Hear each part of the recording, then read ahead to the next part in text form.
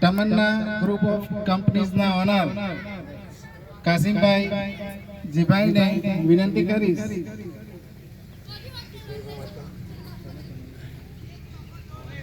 કાસિમભાઈ જીભાઈને હું રિક્વેસ્ટ કરીશ કે તેઓ સમાજને અને આ ટુર્નામેન્ટને અનુરૂપ 2 શબ્દો કહેશે.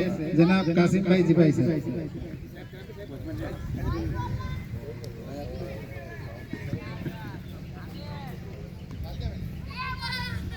अस्सलामुअलैकुम.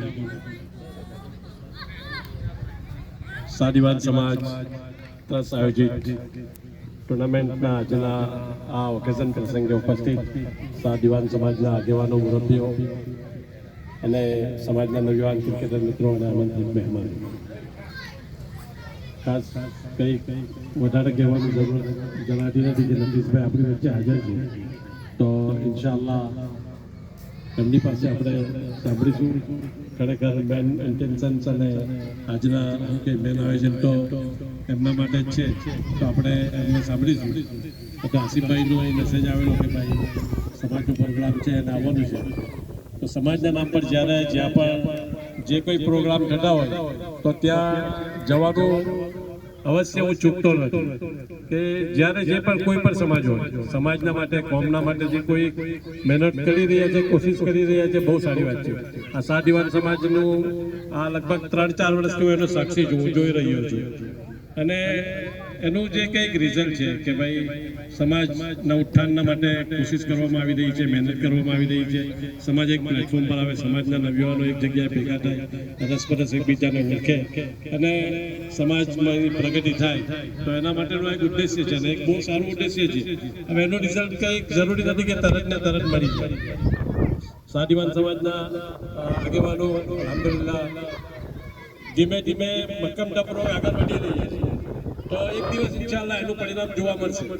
આજે કંઈક છે કે ફિલોસોફરે બહુ સરસ વાત કરી છે, વાત કરીને મારી વાત પૂરી કરું છું કે સ્ટોરીઝ ઓફ 7 એપલ, કે ભાઈ એક માણસ માર્કેટમાં સફરજન ખરીદવા જાય તો 1 કિલો સફરજન લેવા જાય તો 7 સફરજન, તો 7 સફરજનનું વજન 1 કિલો થાય તો પહેલા 1 મૂકે, 2 મૂકે, 3 મૂકે, 4 મૂકે, 6 મૂકે, ત્યાં સુધી જે કંઈક વજન કાઢો છે એ હરકતમાં નહીં આવે, પણ જ્યારે 7મું મૂકવામાં આવે ત્યારે એ હરકતમાં આવી જાય. એનો મતલબ એ નથી કે ભાઈ 7માનું એનું જ કંઈક વેલ્યુ છે કે એના લીધે અગર પેલા 6 ને હટાવી દેવામાં આવે તો 7નું પણ કોઈ વેલ્યુ નથી.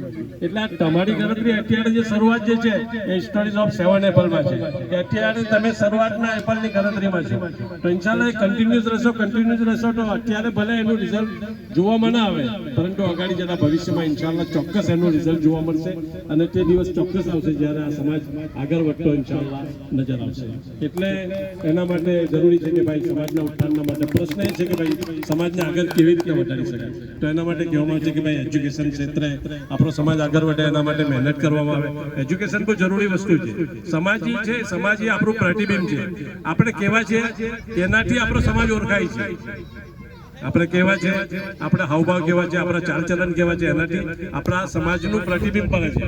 એટલે એજ્યુકેશન ક્ષેત્રે એજ્યુકેશન હશે તો સમાજ આગળ હશે. હવે એજ્યુકેશનમાં એવું કંઈ જરૂરી નથી કે ફક્ત દુનિયાવી, દીની અને દુનિયાવી ઇલ્મ બંને, દીની ઇલ્મ હોય, દુનિયાવી ઇલ્મ હોય. આપણી જિંદગીના અંદરમાં એજ્યુકેશન ક્ષેત્રે જે કંઈ ક્ષેત્રે આપણને દિનમાં દિલચસ્પી છે તો દિનના જઈએ આગળ વધીએ. દુનિયાવી ક્ષેત્રે આજે આપણને ડૉક્ટરની પણ જરૂરત છે, એન્જિનિયરની પણ જરૂરત છે, સાયન્સની પણ જરૂરત છે, તો દરેક ફિલ્ડમાં જેની જેવી રુચિ તો આગળ વધીએ. અને એના માટે સમાજના મોભીઓ એના માટે કોશિશ કરે કે આપણા નવયુવાનો સહિત રહીને ઉપર ચાલે, અને એ ત્યારે જ શક્ય છે જ્યારે યુનિટી હોય. એકતા અને યુનિટી વગર બધું નકામું છે. એકતા અને યુનિટી હશે તો ઇન્શાઅલ્લાહ જે કંઈક સમાજના પ્રશ્નો છે ધીરે ધીરે ઉકેલાતા જશે. અને છેલ્લે કે ભાઈ ખિદમત, આપણામાં ખિદમતનો જજ્બો હોય, ખિદમત એ ખ્યાલ કે મારી જાત મારી કોમના કામમાં આવી જાય.